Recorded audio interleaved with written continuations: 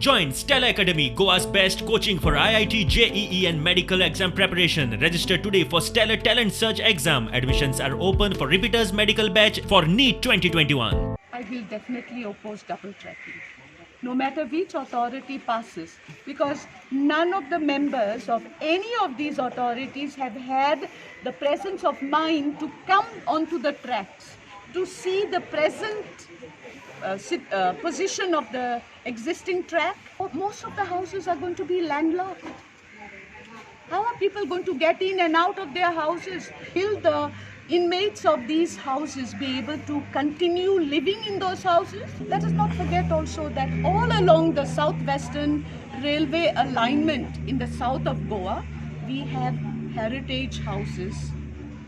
Are we going to destroy heritage? What is the benefit for the state?